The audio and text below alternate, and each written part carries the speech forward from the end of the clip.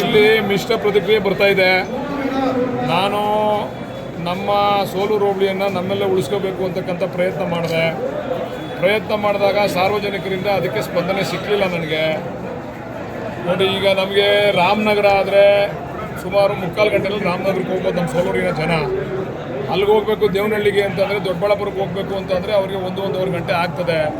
ಅದರಿಂದ ಕೆಲವು real estate ಮಾಡೋ ಶ್ರೀಮಂತರಿಗೆ ಅನುಕೂಲ ಆಗ್ಬೋದು, ನಿಜವಾದಂಥ ರೈತಾಪಿ ಕುಟುಂಬಕ್ಕೆ ಅದರಿಂದ ತೊಂದರೆ ಆಗ್ತದೆ. ಇದನ್ನು ಮತ್ತೊಮ್ಮೆ ಪುನರ್ ಪರಿಶೀಲನೆ ಮಾಡಲಿಕ್ಕೆ ನೀವುಗಳು ಹೋಗಿ ಸರ್ಕಾರದ ಮೇಲೆ ಒತ್ತಡ ಹಾಕಬೇಕೇನೋ, ಇದು ನನ್ನಿಂದ ಸಾಧ್ಯ ಇಲ್ಲ. ನಾನು ಯಾರು ಕೂಡ ನನಗೆ ಸಪೋರ್ಟ್ ಮಾಡಿದಂಥ ಸಂದರ್ಭದಲ್ಲಿ ನಾನು ಸುಮ್ಮನಾದರೆ ನೀವು ಮಾಡ್ಕೊಳ್ಳಿ ಅಂತೇಳಿ. ಕ್ಷೇತ್ರ ಮರು ವಿಂಗಡಣೆ ಆಗೋ ಟೈಮಲ್ಲಿ ಸೋಲೂರು ಹೋಬಳಿನ ಕೈ ಬಿಟ್ಟರೆ ಸರ್, ಒಂದು ನಿಮಿಷ, ಅದಕ್ಕೂ ನನಗೂ ಸಂಬಂಧ ಇಲ್ಲ. ನನಗೆ ಉದ್ದೇಶ ಆಗಬೇಕಾಗಿರ್ತಕ್ಕಂಥದ್ದು ಆಡಳಿತ ದೃಷ್ಟಿಯಿಂದ. ಯಾವ್ದು ಎಲ್ಲಿ ಸೇರಿ ಏನು ಮಾಡಿದ್ರು ಯಾರ್ಯಾರ ಹಣೆ ಬರ ಯಾರು ಬದಲಾವಣೆ ಮಾಡಲಿಕ್ಕೆ ಸಾಧ್ಯ ಇಲ್ಲ. ನಮ್ಮ ಮನೇಲಿ ಏನು ಮಾಡೋದು ಅದೇ ಆಗೋದು. ನಮ್ಮ ಉದ್ದೇಶ ಶೈಕ್ಷಣಿಕವಾಗಿ ಮತ್ತು ಆಡಳಿತ ವಿಚಾರದಲ್ಲಿ ತೊಂದರೆ ಆಗ್ತದೆ ಅಂತಕ್ಕಂಥ ಉದ್ದೇಶ ನಾನು ಹೇಳಿದ್ದು.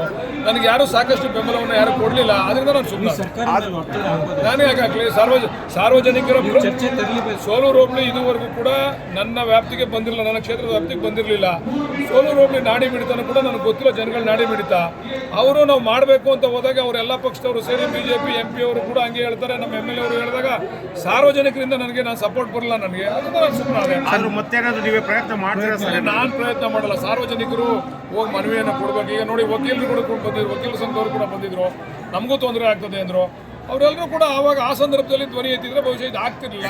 ಧ್ವನಿ ಎತ್ತದ್ರಿಂದ ಕ್ಯಾಬಿನೆಟ್ ಅಲ್ಲಿ ಅಪ್ರೂವ್ ಆಗಿದೆ, ಇನ್ನೂ ಫೈನಲ್ ಆಗಿಲ್ಲ. ಅದು ಸಾಧಕ ಬಾಧಕ ನೀವು ಜಿಲ್ಲಾಧಿಕಾರಿಗಳು ಹೋಗಿ ನಾವು ಅವ್ರವ್ರ ಈಗ ನೀವು ಸಹಕಾರ ಕೊಡ್ತೀರಾ ಸರ್, ಅವ್ರಿಗೆ ನೀವು ಸಹಕಾರ ಕೊಡ್ತೀರಾ ಸರ್? ವಕೀಲರು ಯಾರಿಗಲ್ಲಿ ವಕೀಲರಿಗೆ ಕೊಡ್ತಾ ಇದ್ದಾರೆ, ಮತ್ತೆ ನಾಗರಿಕರು ಕೊಡ್ತಾ ಇದ್ದಾರೆ, ಅವರಿಂದ ನೀವು ಇರ್ತೀರಾ ಸರ್ ಅಂತ ಸರ್? ನನ್ನಿಂದ ಅವ್ರು ಇರ್ಲಿಲ್ವಲ್ಲ, ನಾನೇನ್ ಮಾಡಿ ಈಗ ಸರ್ ಈಗ ನಂದೇನಿಲ್ಲ. ನನಗೂ ಕೂಡ ಸೋಲೂರು ಹೋಬಳಿ ಮೇಲೆ ಬಹಳಷ್ಟು ಪ್ರೀತಿ, ಗೌರವ, ವಿಶ್ವಾಸ ಇರ್ತಕ್ಕಂಥ ಹೋಬಳಿ ಇದು. ಅದನ್ನ ನಮ್ಮ ಜೊತೆಲಿ ಇಟ್ಕೋಬೇಕು ಅಂತಕ್ಕಂಥದ್ದು ನನಗೂ ಕೂಡ ಬಹಳ ಆಸೆ ಇತ್ತು. ಆದ್ರೆ ಅನಿವಾರ್ಯ ಪರಿಸ್ಥಿತಿ, ಯಾರು ಕೂಡ ನನಗೆ ಸಹಕಾರ ಕೊಡದಿದ್ದಾಗ ನಾನು ಹಿನ್ನಡೆ ಆಗ್ಬೇಕಾಗುತ್ತೆ. ಸರ್, ಕಳೆದ 8 ತಿಂಗಳಿಂದ ಸಾಕಷ್ಟು ಆಸಕ್ತಿ ಹೊಂದಿದ್ದೀರಾ, ಈಗ ಸರ್ ನಿರಾಸಕ್ತಿ ಯಾಕೆ ಅಂತ ನಾನು ಹೇಳಿಲ್ವಾ? ಸಾರ್ವಜನಿಕರ ಸಹಕಾರ ಮುಖ್ಯ ಅಲ್ವಾ? ಅವ್ರ ಅಭಿಪ್ರಾಯ ಮುಖ್ಯ. ಅವ್ರ್ಯಾರು ಕೂಡ ನನಗೆ ಧ್ವನಿಗೂಡಿಸ್ತಿಲ್ವಲ್ಲ, ಅದಕ್ಕೆ ನಾನು ಸುಮ್ಮನೆ. ಯಾವುದು ಸೇರಿಸೋ ಅವಶ್ಯಕತೆ ಇಲ್ಲ.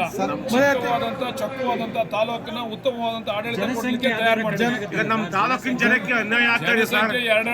ಎರಡು ಹೋಬಳಿ ತಾಲೂಕು ಇರ್ತದೆ, ಏನ್ ಸಮಸ್ಯೆ? ಭೌಗೋಳಿಕ ಕಡಿಮೆ ಆಗುತ್ತೆ ಸರ್.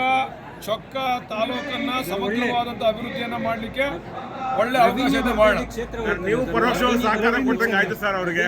ರೆವಿನ್ಯೂ ನಮಗೇನು ಗೊತ್ತಿಲ್ಲ, ಸರ್ಕಾರಕ್ಕೆ ಗೊತ್ತಿಲ್ಲ ರೆವಿನ್ಯೂ. ಅದು ಈಗಲೂ ಸರ್ಕಾರದ ರೆವಿನ್ಯೂ ಬಂದೇ ಬರ್ತದೆ ಸರ್.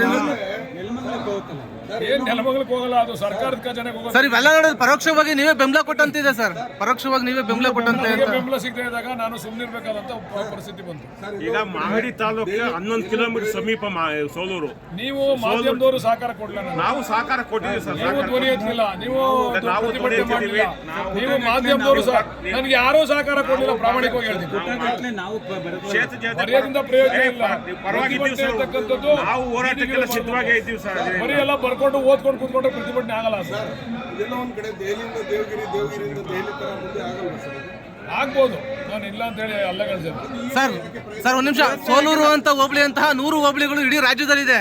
ಇದೊಂದೇ ಹೋಬಳಿನ ಏಕಾಏಕಿ ತರ ಮಾಡೋದ್ರ ಹಿನ್ನೆಲೆ ಏನ್ ಸರ್ ಇದು? ಅದು ನೀವು ಸರ್ಕಾರ ಕೇಳ್ಬೇಕು. ಈಗ ಸರ್, ಬಿಟ್ಟು ಮತ್ತೆ ಬ್ಯಾಲೆಟ್ ಪೇಪರ್ ಬರ್ತಾ ಇದ್ದಾರೆ, ಅದ್ರ ಬಗ್ಗೆ ತಮ್ಮ ಅಭಿಪ್ರಾಯ ಸರ್? ನಾನು ಅದನ್ನ ಸ್ಪಷ್ಟೀಕರಣ ಕೊಡಲಿಕ್ಕೆ ತಯಾರಿಲ್ಲ. ಸರ್ಕಾರದ ತೀರ್ಮಾನ ವಿರುದ್ಧ ಮಾತಾಡಲಿಕ್ಕೆ. Thank you sir. Thank you.